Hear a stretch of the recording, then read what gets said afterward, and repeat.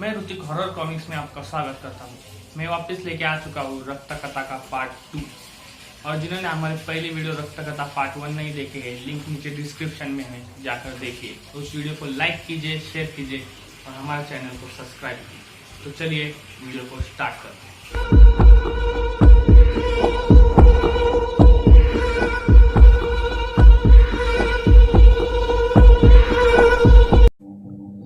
Film शुरू हो जाती है, तभी उसमें से भेड़िए बाहर आ जाते हैं। इन खूनी भेड़ियों के पंजे मुझे अपने घुटनों पर महसूस हो रहे हैं। डर के मारे लाइटमैन अपना चश्मा हटाता है और आगे का नजारा देखो, पूरा पसीने में भीग जाता है। एक साथ कई चीखें गूंज उठती है सिनेमा हॉल में, लेकिन फिल्म की आवाज में वो चीखें दब जाती है। पलक झपकते ही वो चारों लाश में बदल जाते हैं, लेकिन लोगों को ये सब 3D इफेक्ट लगता है। कब्र से निकलकर एक मुर्दा एक चाकू उठाता है और सीधा रोपटे के गले पर वार करता है और उसकी वही मौत हो जाती है। तभी जीप पर्दे से बाहर निकलकर लोगों को उसके नीचे कुचल डालती है। वाह! इस फिल्म को देखकर सभी की चीखें निकल रही है। पर रोपटे डर के मारे शायद बेहोश हो गया है। लो, आ गया रक्त कथा का एक और शैतान, खूनी और पागल सांड। तभी सांड ट्रॉली मैन को सिंह घुसाकर मार देता है। यार, बेचारे चेतन को पैसे दे देने चाहिए थे। उसका नाम मत ले, यहाँ पिक्चर देख पिक्चर। भेड़िया कब्रिस्तान से फोन लेकर पर्दे से बाहर जंप लगाता है। अरे, ये फिल्म का सीन नहीं है, ये असली भेड़िए है, खूनी भेड़िए। सभी शैतान फिल्म से बाहर आ चुके थे। एक एक करो सबको मारने लगते हैं। हमारा भाई रोपटे तो मर गया और हमें लगा ये बेहोश हो गया है। फिल्म के सभी किरदार जिंदा कैसे हो गए? शायद हमें राइटर का शाप लग गया है।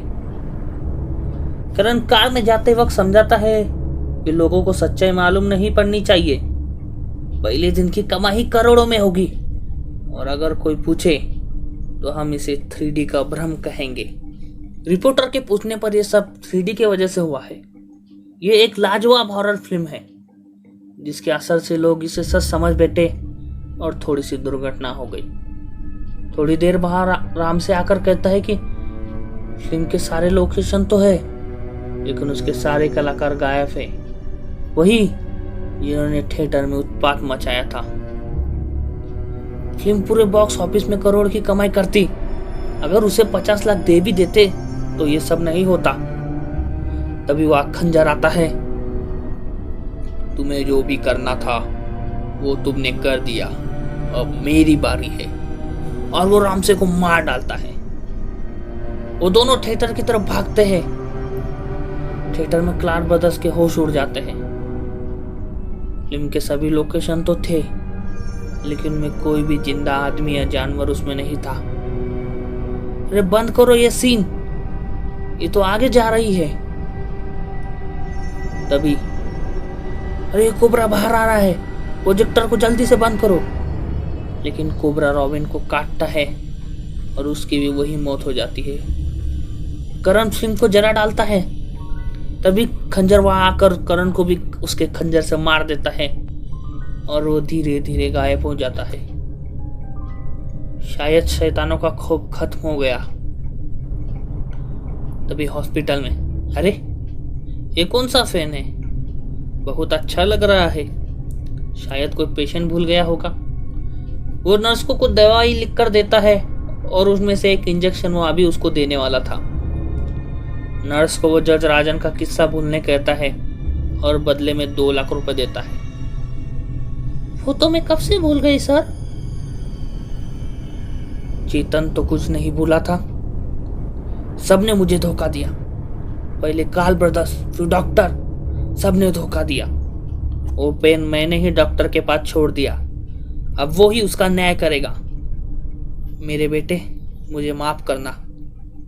फिर वो सूरभ की लाश को दफना देता है। इधर डॉक्टर ने दी इंजेक्शन से नर्स की मौत हो जाती है और इंस्पेक्टर पोस्टमार्टम को मिलता है रक्तकथा का केस। इंस्पेक्टर रक्तकथा की फाइल हासिल करता है। उस फाइल को पूरी दिमाग लग चुकी थी, इसलिए वो अपने फोन से उसके फोटो काटता है। तभी वो डॉक्टर से नस के बारे में पूछताछ करता है। डॉक्टर बहुत मना करता है, लेकिन वार्ड बॉय के बयान पर उसे वहां से पकड़ लेते हैं।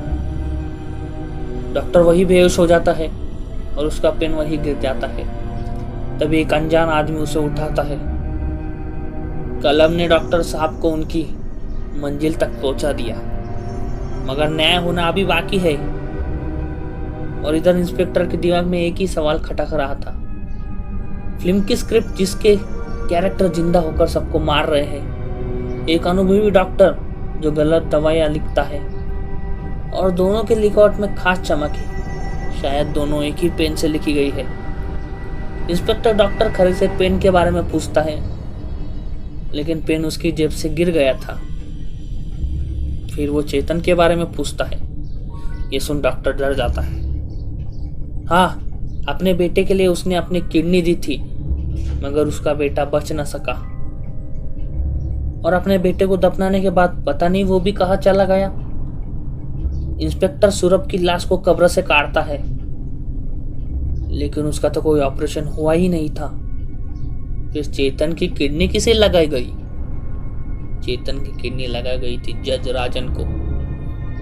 अरे, ये पेन कैसा है? लगता है आज इंसाफ इसी से लिखना पड़ेगा।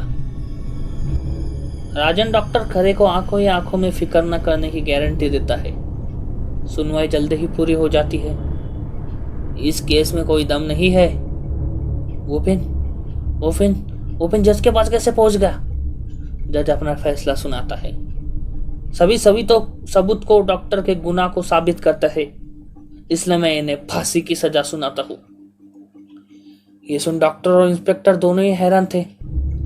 इतनी जल्दी फैसला, वो भी पहले ही सुनवाई में? फांसी के बाद कलम तोड़ने का नियम है, लेकिन जज से वो पेन की नींव टूट ही नहीं पाती। इंस्पेक्टर फैसले की कॉपी देख हैरान था, क्योंकि उस पर भी वैसे ही चमक थी। इंस्पेक्टर जज से वो पेन मांगता है, लेकिन जज पेन देने से मना करके वहां से अपने कैबिन में चला जाता है। थोड़ी देर बाद वहां गोली चलने की आवाज आती है। जज साहब अपने सर में गोली मारकर आत्महत्या कर ली थी। इंस्पेक्टर जज का सुसाइड नोट पढ़ता है। मैं गुनहगार हूँ। अपने पोस्ट का फायदा उठाकर मैंने डॉक्टर खरे से चेतन की किडनी उसकी मर्जी के बगैर लगवाई, इसलिए पश्चाताप में मैं आत्महत्या कर रहा हूँ। तभी एक अनजान आदमी उसे पेन को उठाकर वहां से चला जाता है। इंस्पेक्टर उसे रोकता है और उसका हाथ उस आदमी के आर पार निकल जाता है, क्योंकि वो आदमी और कोई नहीं बल्कि चेतन की आत्मा थी, जो अब गायब हो गई थी। ये पेन इंसाफ करता है, लेकिन खूनी इंसाफ। राजा अंगर ने अन्याय किया तो उसका भी न्याय कर डाला। जो धोखा काल ब्रदर्स मेरे साथ करने वाले थे, शायद इस पेन को पहले ही पता चल गया था। गुनहगारों को सजा मिल गई। अब मैं चैन से अपने बेटे सूरभ के साथ रहूंगा। ये कहकर वो पेन उसी खंडोर में फेंक देता है। इंस्पेक्टर के कहने पर रक्तकथा फिल्म के सारे प्रिंट जला दिए जाते हैं और हमारी कहानी यही समाप्त होती है। तो कैसे लगे आपको ये वीडियो? अगर आपको वीडियो अच्छी लगी है तो मुझे कमेंट करके ज़रूर बताएं। तब तक इस वीडियो को लाइक कीजिए, शेयर कीजिए और हमारे चैनल को सब्सक्राइब कीजिए, जिससे